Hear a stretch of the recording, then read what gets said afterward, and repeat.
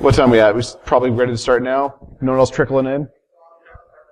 Alright, cool. So, hi everybody. Welcome to Automating Hashtopolis. Probably one of the drier talks here, so I apologize. I promise to make it fun, sort of. So, legal makes me read this disclaimer out because I like to talk about stuff that they don't approve of. So, this talk has not been vetted by IBM Security, or X-Force Red. Opinions expressed in this talk are mine and mine alone. I'm not speaking on behalf of Hashcat, Hashtopolis, Team Hashcat, the Church of Wi-Fi, SoundAssure Prime, the Illuminati, or Bigfoot. There's no warranties expressed or implied. I'm not responsible if you set your house on fire, break your Hashtopolis instance, blow up your database, severely break something, get yourself fired, and or start a fire in your house. Please seek the assistance of a professional before doing this in production. So, who I am. Nobody really cares, but I'm Evil Mog, Bishop of the Church of Wi-Fi, hacker of X-Force Red, member of Team Hashcat, and apparently at CCDC I'm also Rear Admiral Evil. But nobody really cares. Why are you here? Well, Hashtopolis is awesome. Hashtopolis manages Hashcat, and Hashtopolis can be automated with Json, and that's right, you all can be lazy. You can automate your next assessment. Save you time, save me time, and we all get back to drinking beer. So, a little bit of Hashtopolis terminology for those of you who don't know what Hashtopolis is. Actually, I'll start with what Hashtopolis is. Hashtopolis is a Hashcat management solution that manages all your Hashcat instances so you can handle your clustering from one node all the way up to 20 nodes. Or even bigger than that. Largest I've done in production was a 200 node cluster, but that's a whole different story. So in Hashcat world, an agent is a Hashcat worker node. Trust is an agent that's trusted to download secret hash lists. A secret is a hash list that cannot be sent to untrusted agents. A task is a Hashcat job. A hash list is the list of hashes. Hashcat's an awesome password cracker. If you haven't used it before, thanks Adam. And Hashtopolis manages Hashcat to distribute work thanks to S3, Hops, WinXP, and everyone else from CSP. So, to get started with automating Hashtopolis, you have to install Hashtopolis. Just like to understand recursion, you first have to understand recursion. So download it, install it, tune your database. Then you have to go generate an API key. You go to Users, API Management, click New Key. It's fairly simple. Then you should probably read the Hashtopolis PDF, which is long, boring, and dry, so I automated all of that and actually wrote the bindings for you. You make a new directory for your project. In that directory, clone this repo as a submodule, question marks, and then profit. Relatively simple. But let's get into the details of what we're actually talking about, because this is all fluff so far.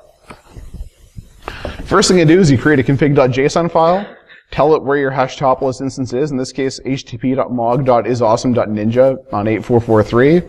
You tell it whether you want to verify the certificate or not. I'm lazy, I don't. Don't do as I do. Verify your certificate, give it a path. You can come on in if you want. No? Alright, whatever. API key, you give it an API key and you close out your JSON. Relatively simple. Next, we're going to make a little simple Python script that imports my HTTP client functions. From HTTP client.functions import star. X equals test connection, print X. If it gives you success, you've connected to your Hashtopolis instance properly. Now this doesn't validate your API key, this just makes sure your HTTP instance is actually alive. So, hey, come on in, sit down, relax. Just getting started. So, once you've done your access connection, here's what it looks like in the back end. Everything in managing Hashtopolis is all done over simple JSON. So you can use my bindings, you can write this in PowerShell, you can write this in Ruby, you can even write it in Brainfuck if you want. I really don't care, just make sure it works. So this is the boring section of the documentation that shows what the JSON looks like. It's really simple. Here's a section, test, request, connection, simple response. Now let's make sure your API key works. Same as before, you run a functions import star, you run a test connection, and then you test your access. Print the results. Fairly simple, nothing earth-shattering. A monkey can do this part. But the access check under the hood, it gets a little more complicated. At this point, you have to add an access key to the list as opposed to a response. But like I said, all this is abstracted with the Hashtopolis Python bindings on my GitHub, which I'll show at the end, along with a couple of scripts so you can automate things. So standard access check, it tells you, is your API key good, is it not? Relatively simple. Now here's where the fun stuff happens. How many of you had to go create, say, a couple hundred hash lists? It happens on an engagement. You get stuff out of crackmap exec. In this case, all we're doing is we're importing base 64. We're going to open up your example 0.hash from the Hashcat example files. We're going to read it in. We're going to base64 encode it. From there, we're going to run the create hash list function. In this case, you give it a name. You tell it whether it's salted or not. You tell it if it's secret or not. You specify if it's got a hex salt, which is not applicable to almost everything you're running if you're running NTLM. You tell it the separator, which is a standard colon. Hash format in this case is going to be 0, which is MD5. We'll tell it the hash type ID, which is also a 0, which means straight word list. Apply it to an access group in Hashtopolis. We're not using brain. We're not using any other funky features, so we give it a false and a 0. Give it the result. And under the hood, it's a little bit more JSON, relatively simple. You guys could write this whole thing in burp and automate with burp for all I care, but it works. So it's just specify your section, which is a hash list, create hash list, API hash list, whether it's salted, secret.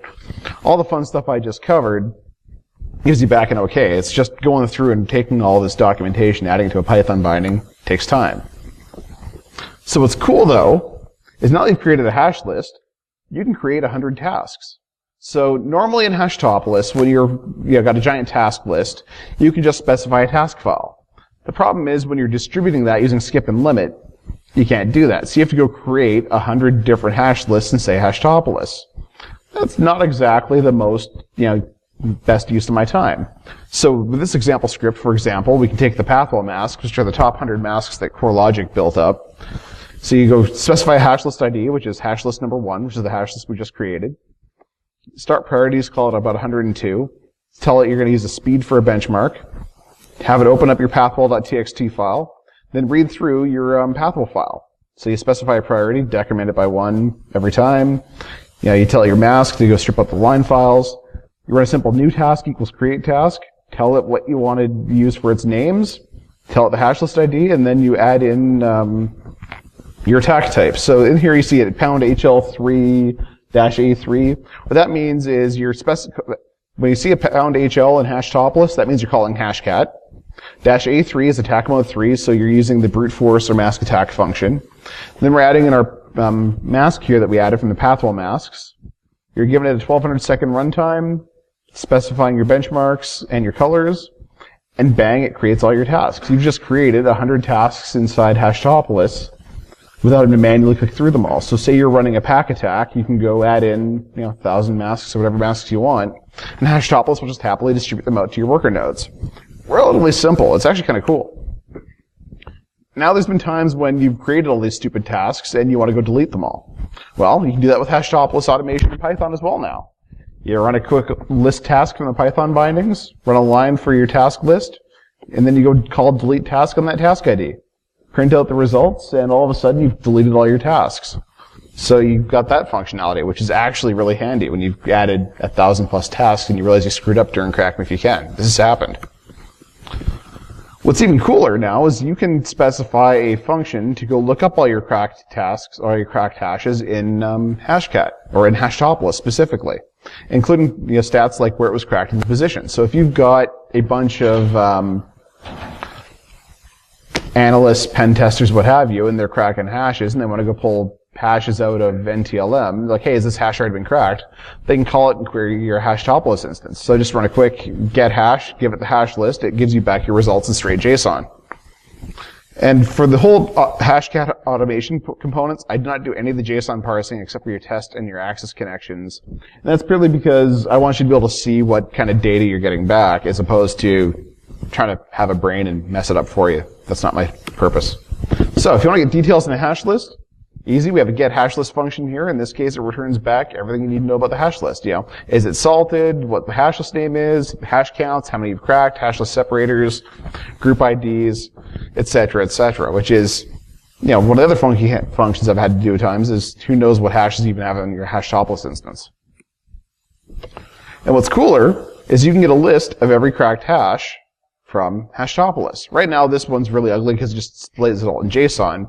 My next slide is going to show you how to parse it all so you can query Hashcat, or Hashtopolis specifically, get a complete dump of your candidate.list, and then use it for other nefarious purposes. So in this case, we're just doing quick hashes, get hash list cracked, which is kind of boring. So to do this correctly, we're going to import our hash list function again, HTTP client, HPI, whatever, import star, run a hash list, get hash list cracked, Then for hash in hashes, you want to print the hash and print the hash plain, add a colon separator in there, and all of a sudden you've got a hashcat.pot file. Nice and easy. Rather than in Hashtopolis right now, you got a maximum of 1,000 ones you can get out when showing the hashless results, and you have to go copy and paste, go to the next screen and everything else. This automates that whole process for you in 4 lines of Python, which is fantastic. You can get task details, which is also handy. So we've got the get task ID. It'll tell you everything about your task, where its image URLs are, how much has been dispatched. You name it, you can pull it out of here, which is actually kind of cool. Again, everything's JSON, so it's parsable. I mean, you can do this stuff in burp, it's just I'm lazy with Python. You can list your files, which is handy when you're creating your tasks. So in Hashcat, when you create a task, you have to specify a file list. So if we go back to, where was I? Yeah, so there's a set of brackets right down near the end, right after string priority, bracket, false. That's where you put all of your files in when you are creating a wordless mode. So things like rocku, etc. So if you want to get a list of those files before you go and run this, you run some quick Python and say print me all the files and their file IDs. So you can specify, hey, I want rocku 30,000.rule, I want your rocku.txt, etc. to be added into your files. So it's actually kind of handy in that regard. This one returns just back a simple example.dict and number1. So you know you need file ID number1 for your evil later on. This comes in handy when you're doing things like, I want to create a hashcat task for every one of my rules and every one of my word lists. So say you've got 100 word lists and 200 rules, you can create 2,000 or 20,000 tasks pretty much instantly using the API, which is kind of cool. You can also get a user list, which is handy, and display their details. So you can get things like their user ID, usernames, emails, right group IDs, last logon is valid, etc. So this script is handy when I'm running ID automation, because in a large organization, they make you certify every user in your instance is who they say they are. So we had to build this into our IDM processes to figure out who everybody was. So you do stuff like this. Sorry. Also, don't focus on all this code because I've actually posted all of this on my GitHub in a nice, easy, wiki accessible format as to how these all actually work. So I remember at CypherCon, people were furiously writing stuff down. No, it's all on my GitHub, and I'll post that here in a few minutes once this is all done.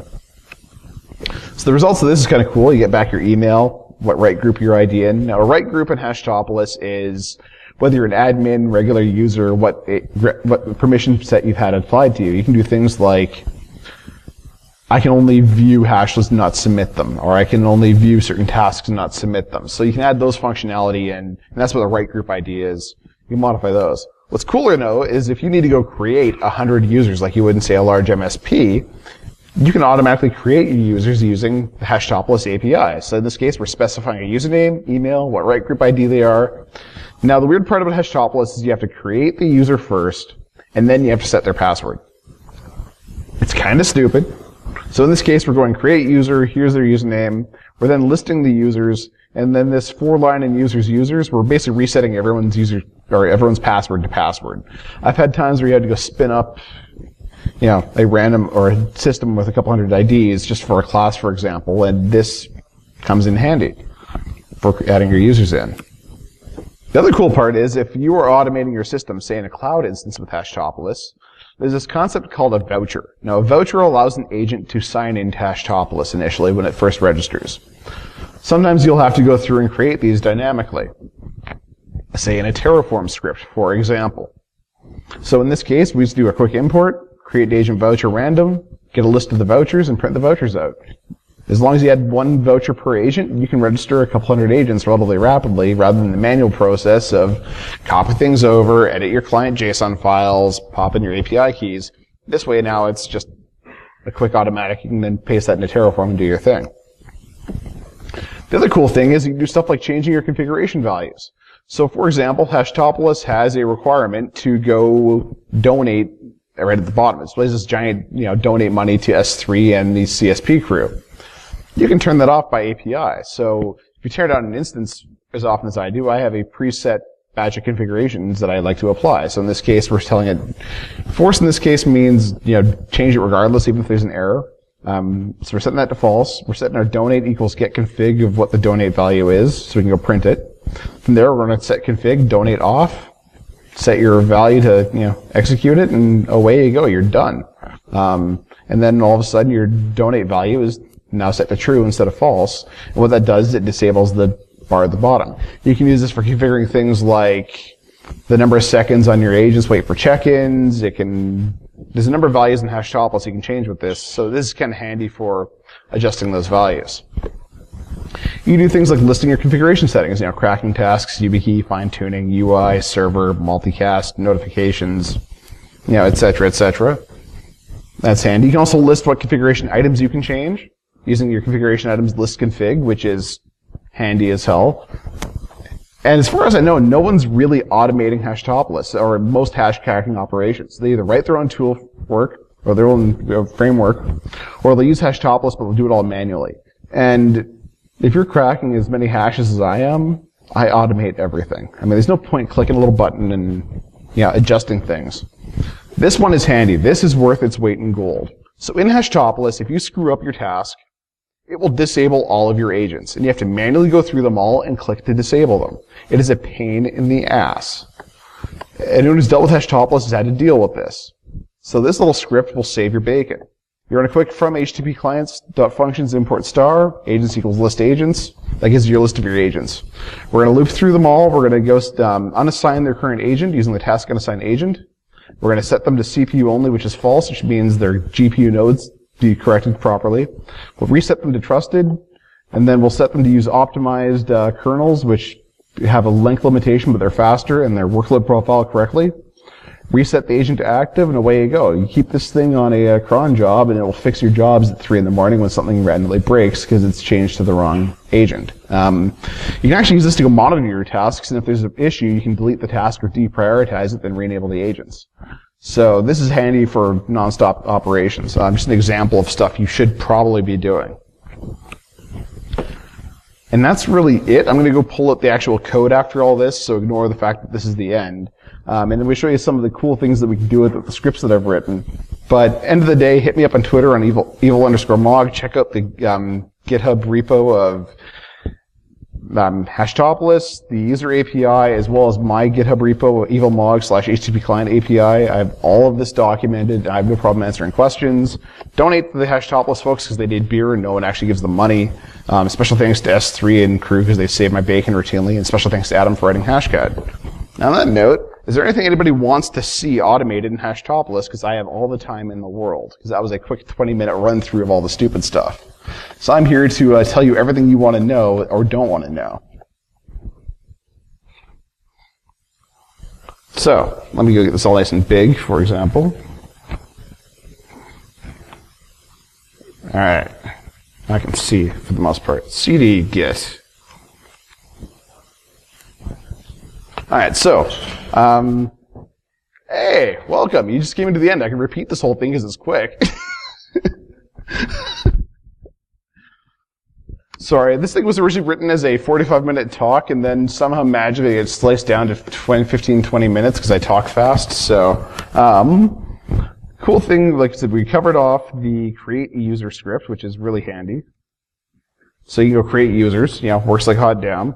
Handy thing I've been known to do is shit like, the reactivate scripts are handy, get hash list, for example. See if my code actually works, or if the internet works. I might be demo failed anyways.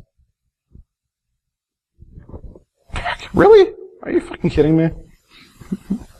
Pardon my language. I apologize. I'm offended.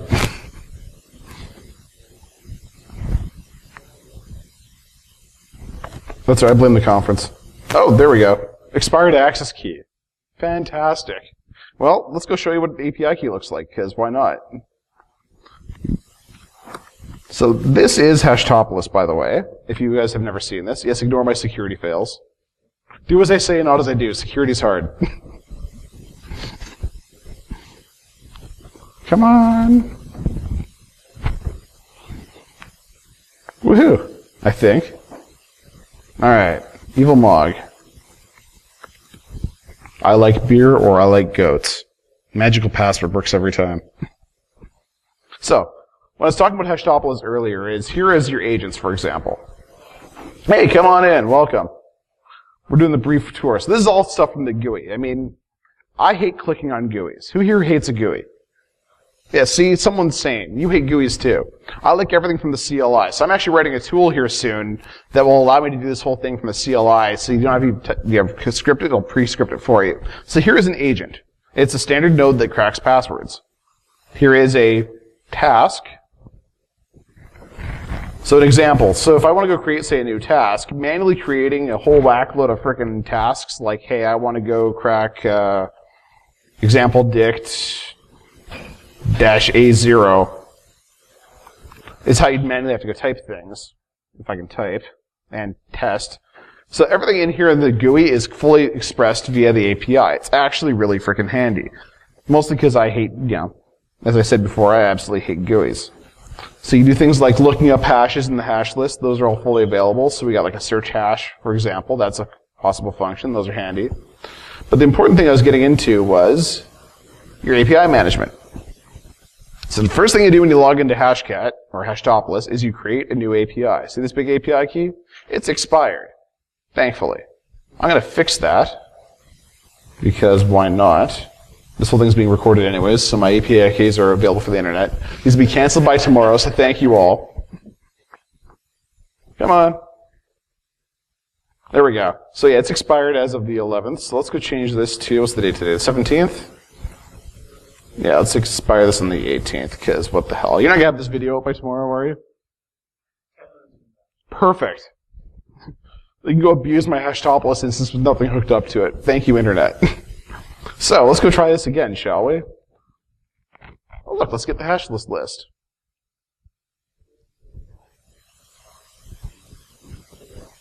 There we go.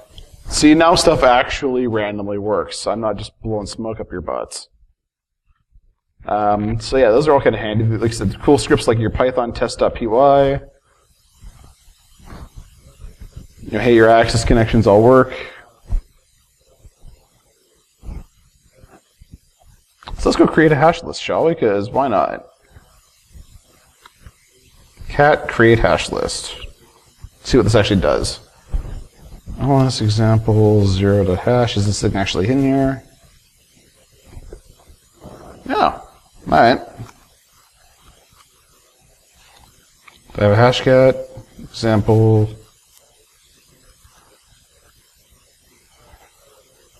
The hash.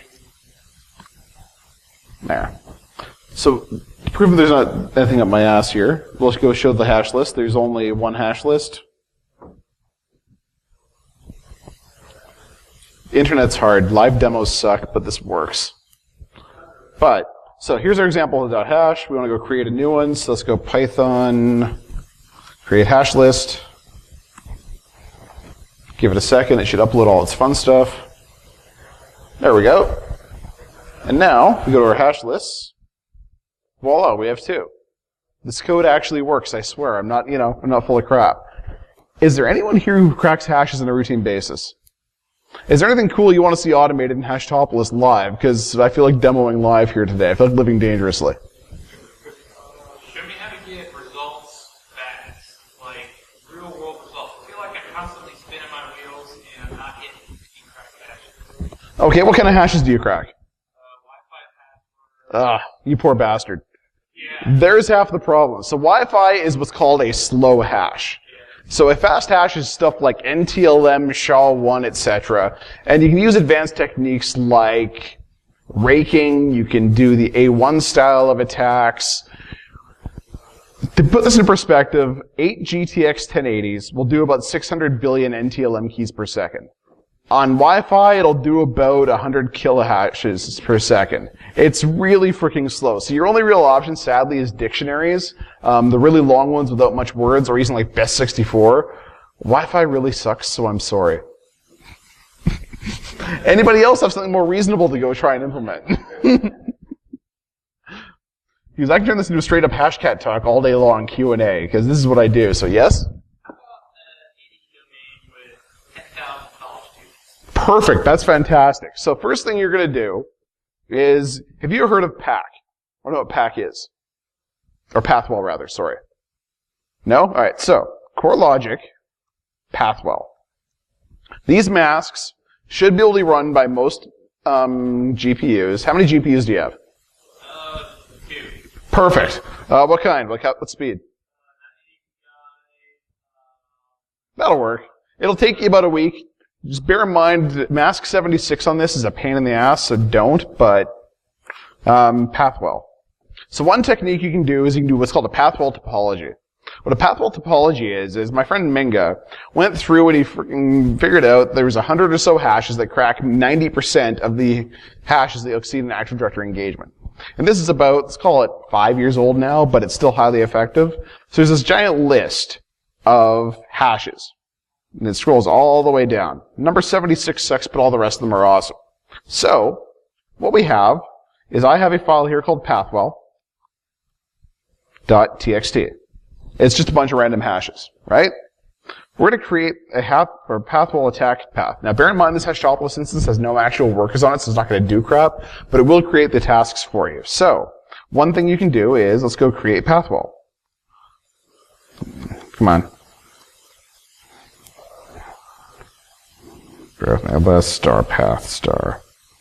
There we go, pathwell.py.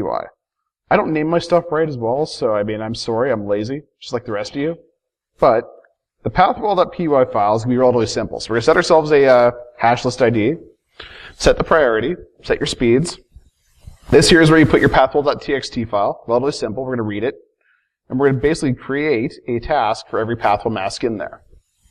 So, Python pathwell.py. This is going to go through and create a whole bunch of tasks. And in Hashtopolis, you're going to see all these pathwell masks now created that didn't exist before. So that's kind of cool. You know, it shows you, hey, what's on there. I can go create all these damn tasks. And that's kind of handy. The other things you can do is you can do what's called A1 style of attacks. So let's go create us an actual listing. First, let's go delete all these hashes. So let's go Python delete hash. There we go.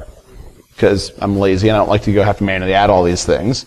Nobody likes clicking delete hash, wait, delete hash, delete. That's what made Hashtopolis unbearable for years. Completely unbearable. I'm lazy. You should all be lazy too. So, now we're done that, I was going to go create a file list. So first thing you're doing when you're creating a listing is you create your list your files. So this tells me I've got one file on there, example0.dict. So cat create task. I thought I named this shit. There we go. That's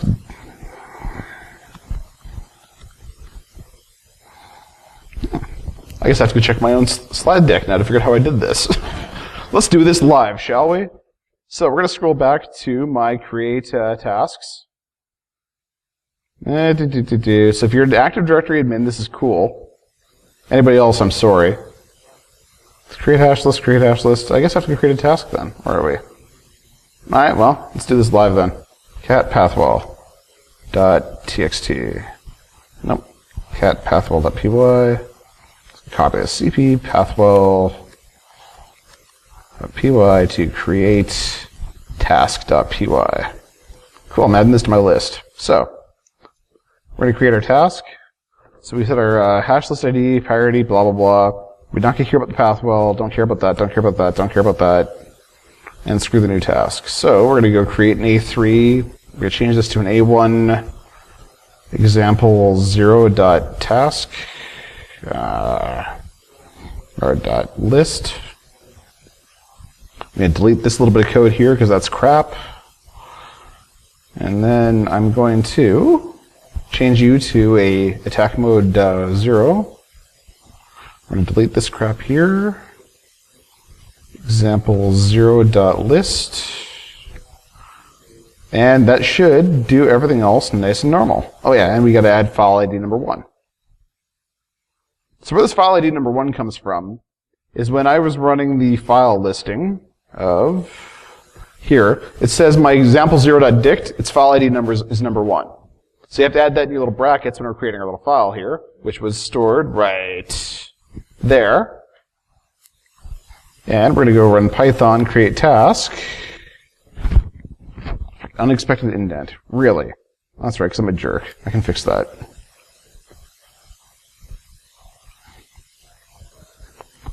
Python's a hell of a drug. So, now that we're on this, congratulations, here's our nice new shiny task.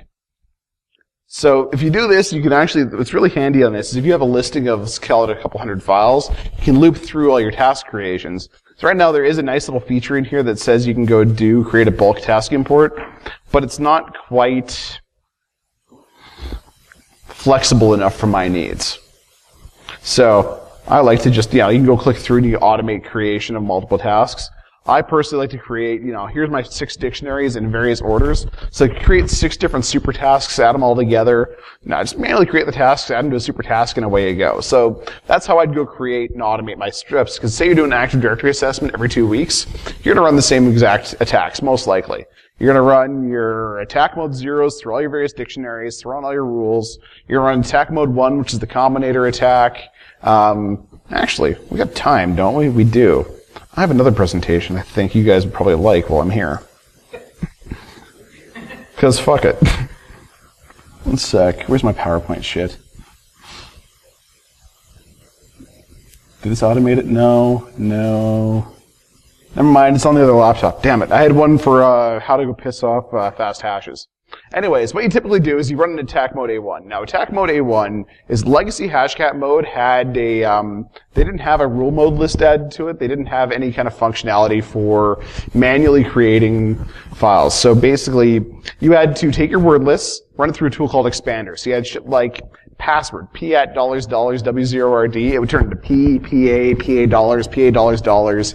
And then you had a left side and you had a right side. So you combine the left side with the right side, they'd match up together. It's called the password fingerprint attack. It's still useful today, oddly enough. So I run my attack mode A1 with Expander on my existing word lists. Then if you get bored, go Google rants by Chort with the cut B attack. It's called the Chinese takeout attack. It's deadly. So you know how most restaurants have especially in Calgary, we have a massive Chinatown. And they're all like Wind Dragon or Golden Dragon, or they always come from the same 2 sets of kind of source words. We discovered that same thing with passwords. It's similar to an attack mode A1 with the Expander. What we do is we do prefix pending and postfix pending slicing out using a tool called cut B.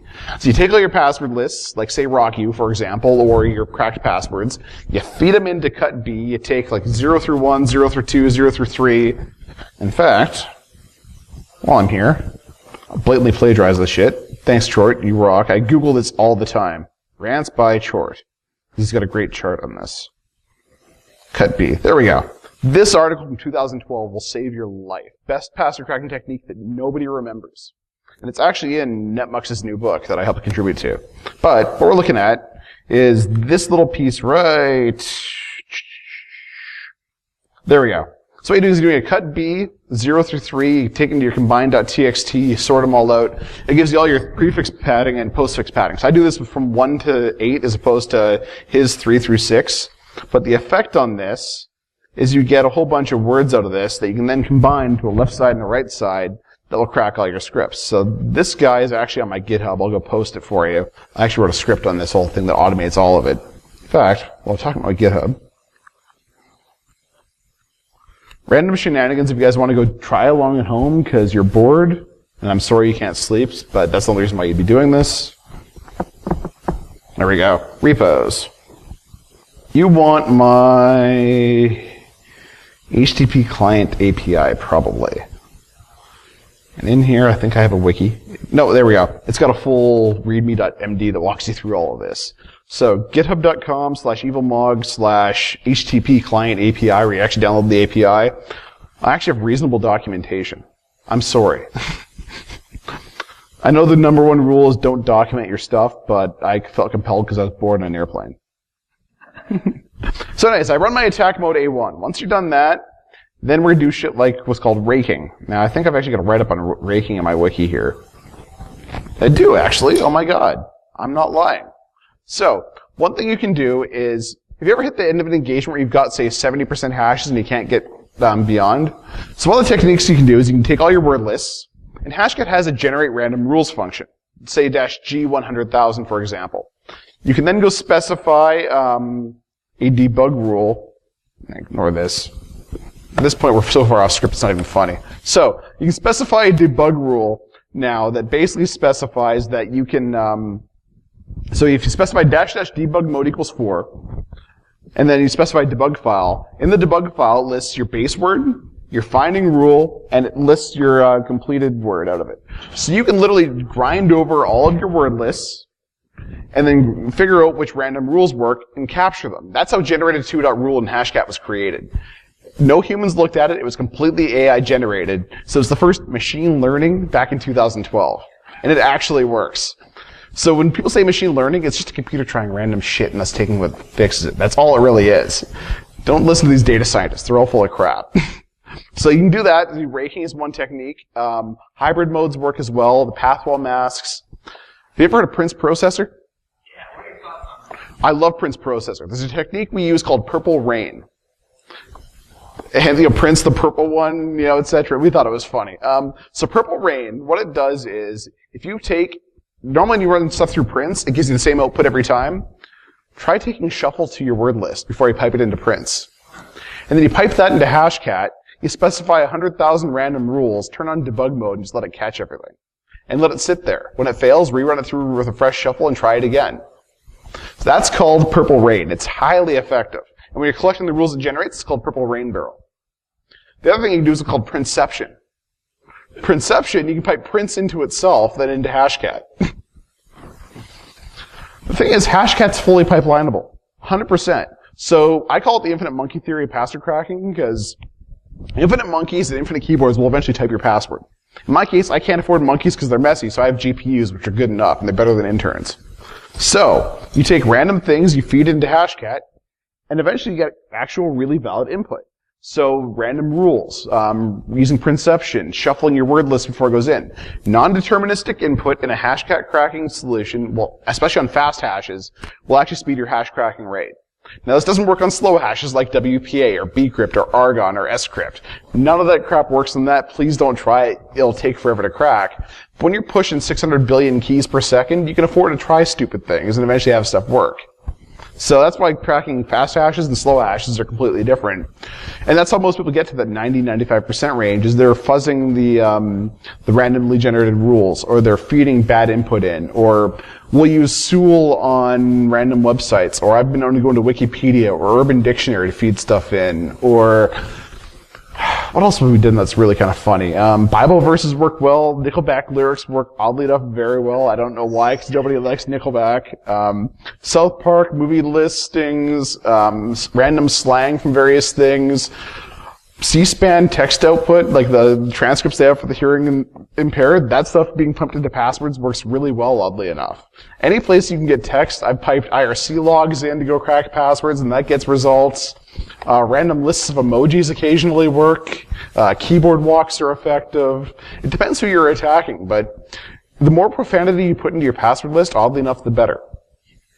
The number of people who put "I hate my fucking boss" in their password, like, if you ever do a corporate Active Directory assessment on a routine enough basis, you get to know people in a very intimate way that you're not sure if you should report some of the passwords that you see, because it's kind of ethically on that what do you do kind of line, but I've seen some pretty scary things in password dumps. Like, it's almost worse than doing OSINT, because you learn so much about your targets, and you're like, you can tell who's about ready to quit, who's not. It becomes a question of what you actually want to report. Any other random questions while I'm going off script for this? Because I can do this all day. Sure. KW generator. Adam wrote that a while ago. It's kind of documented in NetMux's book, Hashcrack 2. But basically, it depends on the keyboard you generate to. Because, like, say, a German keyboard is different from a US keyboard, which is different from a French-Canadian keyboard. But, so you have to kind of generate all of those. What's actually really effective is when you do a hybrid attack, so like an A6 attack on one side, with a piped KW walk on the other, and that gets kind of effective. Or you pipe that into, say, Combinator and pre-combinate. A lot of people do, like, NolaCon 1, 2, 3, 4, 5, 6, 7, 8, 9, 0, or ZAQ 1, 2, WSX at the end. So, taking keyboard walk generator patterns and applying it either prefix, postfix, or as a combination combinator is actually highly effective. Anything else? Yeah. Can you use Hashtopolis for the non-deterministic attacks rather than straight attacks? So like previous attacks? I mean, you can and you can't. Hashtopolis supports using prints in regular mode, but Hashtopolis, unfortunately, is primarily designed for stuff that you can, handle hashcat only on. The non-deterministic attacks, like say generate 100,000 rules, unfortunately are done on host. There is a hashcat utility to generate 100,000 rules and then just upload that manually using, say, the API. But you kind of have to get around the limitations of that. So it's doable, it's just you have to be more creative. Which sucks. I mean, if you've got a node that's just doing nothing and you've got all the time in the world, then absolutely do it. Like my old crack technique didn't use skip and limit at all. I loaded up 12 different parallel techniques, most of which were random and had no end time and just sat there until stuff cracked. And the cool thing is Hashcat has what's called an induct and an output file mode. So -- induct, if you're doing a crack mode with, say, random rules, when it reaches the end of it, it will auto-pull in from that directory a new list of candidates to pipe through before it finishes. So if you have all this mounted, say, an NFS share by chance, and they're all outputting to common NFS, you can have multiple processes feeding each other and just sit there, which is actually kind of cool. No one does it anymore because there's better ways of doing it, but it's an old school way of getting effective. And sometimes old school is cool school. Anybody else? Cool, so I'm obviously boring enough. That's absolutely awesome. Hit me up on Twitter, and I'll be good enough to actually get my Twitter info again at the end of this, because God knows marketing will shoot me if I don't. And, come on.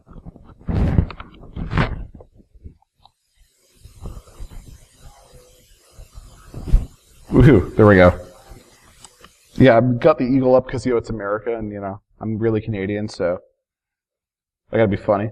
So, clear. I'm Evil Mog on Twitter. That's who I am. Track me down. I'm lazy on the terminal. Sorry, not sorry. Thank you all for showing up to my talk. I hope it was mildly entertaining. And yes, this stupid princess sash is mandatory because of things and stuff. So, have fun, be awesome, try random stuff.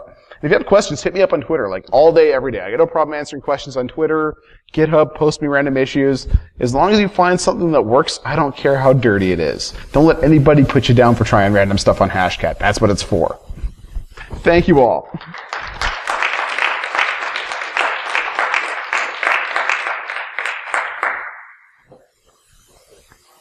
And sweet, I'm actually done on time. That made up for the other crew.